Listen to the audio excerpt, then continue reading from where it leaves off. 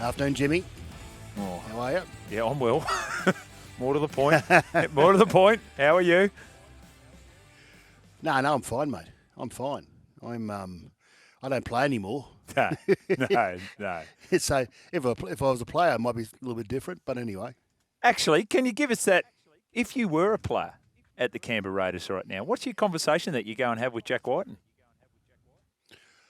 well, my conversation would be that I'd go approach the club first.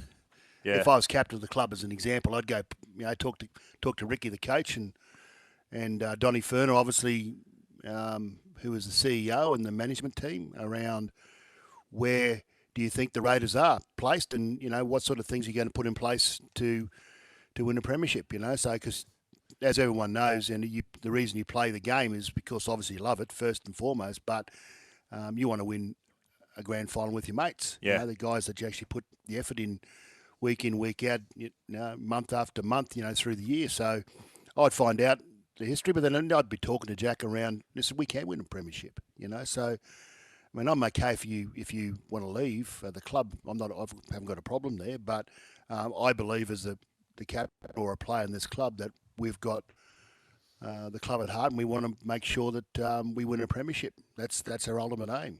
Yeah. So slap in the face for the club, as you say, and rightly so. Are you surprised, and knowing Jack as you do, you had him in your team, the Kangaroos team that won the World Cup final, right? Knowing him as you do. Are you surprised that it was the South Sydney Rabbitohs? No, not surprised. And he's a great player and great person, Jack. Wears his heart on his sleeve, and very proud Indigenous man. I mean, he hung around. The Fox and obviously Latrell on tour. They're best of mates. Yeah. So they've been with them for such a long time. Playing in the Indigenous jersey as well as representative level. So it didn't surprise me. I would have thought right from the beginning if Jack was going to go to market that South would be one of the favourites. I reckon to get Jack's services. So it doesn't surprise me. I just feel that.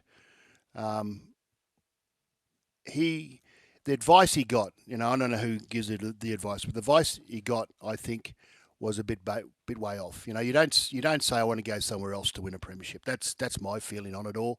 You should have enough confidence in your teammates and yourself that you can actually derive a premiership opportunity. Anytime you play the game, really. And if you're in 17th position. You're still striving. You're still striving to be the best you can, and you want your mates to be the best you can. You still want to win premierships. That's the reason why you play. And I just think it could have been handled a lot better publicly. Yeah, that's the good point. There is a way for Jack to leave the Raiders that he's been with for 14 years, been one of their best players, been a grand finalist with them, a Clive Churchill medalist with them, a Dally M Award winner with them, and not be negative about the club, which unfortunately is the way that it's come out, Mel. That's right. That's by the way they've come out and said this is the reason. And so yes, it might be the reason, Jimmy, but you don't say that publicly. You say, listen, I've given great service to the club. I need a new challenge. This is my last contract. I want a 4-year contract, and I want to go somewhere else. I need a new challenge. I want to change. And I think that's okay to have a change in scenery, environment you're playing in, because you want to get the best out of yourself, and that's the key to it all. You want to get the best out of yourself, and maybe he has become stale at the Raiders. So, but that's the way you pitch it. You don't pitch it. Listen, I don't think you guys can win a premiership because that's what I'm going over South instead. Yeah. That's a very good point. Here's the other thing too, Mal. And here's another slap in the face for the Canberra Raiders is.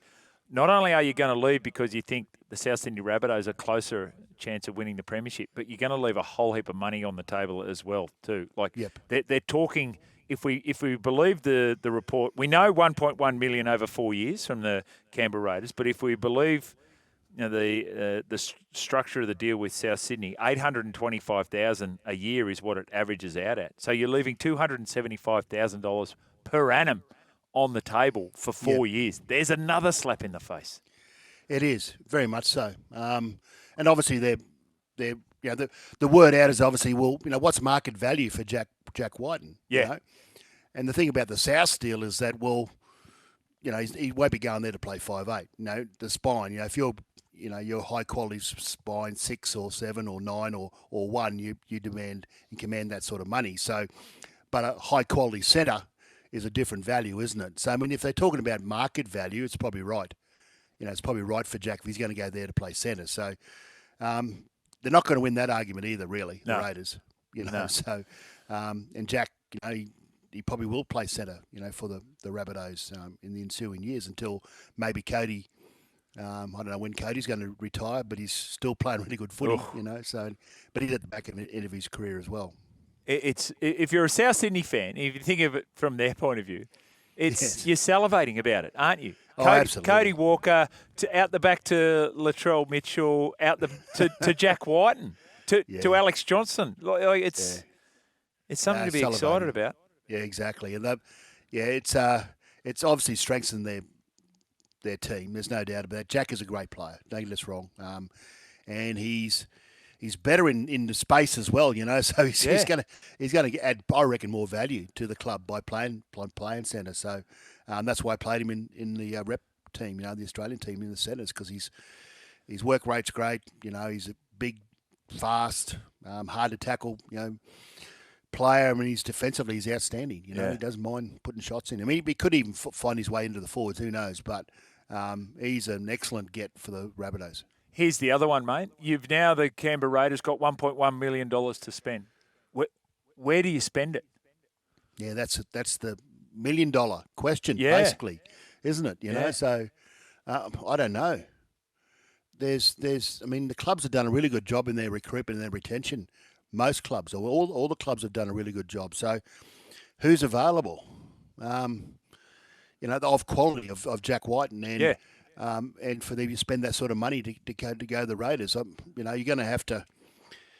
I don't know. They're talking about, you know, Luke Brooks and which I think will be, you know, that'll be an outstanding buy because I think he needs a change too. Obviously, we all talk about Luke and his career, but I just think when you change under Ricky Stewart would be excellent. But there's no one.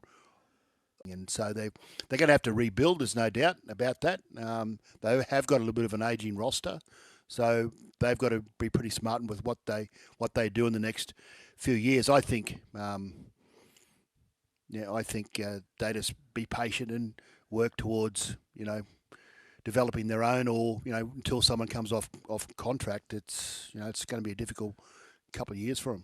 Luke Brooks is not a bad call, actually. But, gee, you've got a lot of change out of your 1.1, though, you would think. Well, that's good. Yeah, exactly. Great, you know, so you can actually build your roster with a Luke Brooks, you know, so he can play 5'8", he's left foot, you know, he play left side, you know, he's got Jamal Fogarty, who's great. He's great at game management, so you don't need Luke to do any of that. He just runs the footy and plays off the cuff, you know. So, and it's a different environment, you know. That's Ricky's, you know, he's a great coach. So I reckon bring him into that environment under Ricky, I think he'll excel and finish his career off on a high note, you know, and feel pretty proud about, you know, what he's achieved in the game. Yeah. Here's the other one for you, mate, too. You know Ricky Stewart better than most, right? So you know what he's like, the personality. You know Jack Wighton, and you also have highlighted now the way that it could have been managed better for Jack Wighton in his leaving of the club. How's that relationship going to play out over the course of the remaining 2023 season in your mind? Oh, professionally, I reckon. Professionally. You know, I mean, still, they're a chance to win the premiership this year, you know. Jack's going to give his all. There's no doubt about that. And Ricky will, you know, will embrace him. And the team will embrace him. And they just want to win footy games. That's what players do. They just want to win competitions, you know. So who knows? It mentally or psychologically, it could be a good decision for the club. Yeah. That's the way I look at it. I look at it positively. I'm an internal optimist. Yeah. You know, Jack's leaving. He's going to do his all. He's going to play as well as he possibly can. The players will react to that. And who knows, they might get on a bit of a run like they did last year. They got into the finals. They beat Melbourne the first round. So who knows? Who knows what might happen from here? Hey, Jimmy and Mel, maybe Laurie could dust off the shoulder pads and the thermo guard and make a comeback in the six jumper for the Green Machine. Willow from Windsor that's a bit of a long bow, Willow. Not a great idea, though. Come on, Loz. He's fit as a fiddle, Loz. He's fit as a fiddle. Is he fitter now than when he played? That's the speculation. Yeah, well, he's killing it. He's got obviously plenty of spare time, so maybe do a deal with the Raiders. Listen, don't worry about training. You just do your own training, just come and play. Oh, mate, wouldn't that be the ideal? The ideal. So that was the Terry Lamb contract, wasn't it? By the back end of his career. I just think we pick. I reckon a good idea though, Jimmy, is that so Laurie plays the first game. You got a great crowd. Yeah, down here at GIA Stadium, in Canberra. Yeah. Then you pick another 5'8" that's retired. Just play one retired 5'8" for the rest of the year, basically. So obviously they're going to play their utmost, but probably going to get hurt. They're going to be sore. They won't be able to recover quick enough. So maybe one a week. So they could have a signing session outside the dressing sheds at Laurie's statue when he's back there. So you'd have to play 5'8" 1 week too, so you could have the signing session. I'll probably round 27. Just give me a bit of time to get myself reasonably in condition. That'd be good. Yep. The Terry Campese one, it'd be another one you could do there. The after party for that one, I think a lot of people will be wanting to turn up to that one. So Jason Croker, he's still pretty Toots. fit. He still lives down this way. Toots. There you go. So there's got plenty of them. Absolutely. Hey, on the back of this Jack Wighton trade, what we're looking for today to get a bit of interaction with the listeners. Don't worry, they're all. Mal sounds absolutely livid. 397 says, "No, he's fine. You're fine, aren't you?" No, I'm fine. I'm fine. I'm just disappointed the way it's all come out, basically. I know Jack had to make a decision really quick too. It's good to get that decision out of the way and then you move on, for the rest of the year. I think that's a good way to do it too. Nathan says, boys, I know one thing about this Jack Wighton deal. It makes me very, very excited to watch Souths versus Raiders first game next year. That is good. Be interesting. Blockbuster trades, bombshell trades. So I reckon, here we go. Mal Meninga leaving Brisbane Souths to join the Canberra Raiders in 1986. I did my research on this one. You'd already played 13 Origins and 14 Test matches for Australia. So out-and-out star leaving Brisbane Souths to go to the Raiders. So there's my first bombshell trade. Oh, God. It was a calculated risk going to the Raiders. And, at the time, I just come off the back of having an off-season with St Helens, Jimmy, and I just seen the value of one-team towns. I seen that over there, and there's a lot of success, and obviously, and how the city and the town rallies behind your team. I like that feeling. Yeah. And Don Fern was the coach, and he was the national coach at the time. Wayne Bennett was instrumental in convincing me that Raiders was the way to go. It was in the bush too, Jimmy. So in those days. There was no Brisbane team. There was no Queensland teams basically in the New South Wales competition. So Canberra was my choice. I've got one for you though. Here we go. Didn't say this before. Yeah. Chris Phelan. How ya? Now Chris. Yeah. How ya? How you feeling? So he came to the club in 1980. Souths in Brisbane. He's going back way back. Yeah. In 1980. All right. So he came to the club in 1980, and then he won a premiership with us in 81. We played against Redcliffe. Then he got a contract with the Eels. Yes. In 82, 83 and 84. And he was part of their premiership teams in 82, 83, 84. Then Wayne Bennett was coaching South in 85. We just got flogged by Wynnum. He's come back into the team, recruited into the team in 85. We won the premiership. So 5 years in a row. Wow. Chris Phelan was part of a winning premiership team. How's that one? That is extraordinary. In the space of, so he's 82, 81 at Brisbane South. So 1981 for South, yep. 82, 83, 84 for Eels. And he come back to South in 85 and we won the premiership in 85. 84, they got beaten in the grand final. 84, they lost the grand final 6-4. So he's played in 5 grand finals for 4 wins. Yes. Chris Phelan. There you go. Where was he from originally? Chris Phelan. Townsville. He's a Townsville boy, yeah. Okay. So that's even better than, because we're going to talk about Glenn Lazarus. He went from the Raiders to the Broncos. So Glenn left us in 91, went to the Broncos and had premierships in 92 and 93. So he's won with the Raiders a premiership, and then Broncos was 92, 93, and then he obviously, and I think it was 96 or 97, I think it was. Yeah, 97, in the Super League.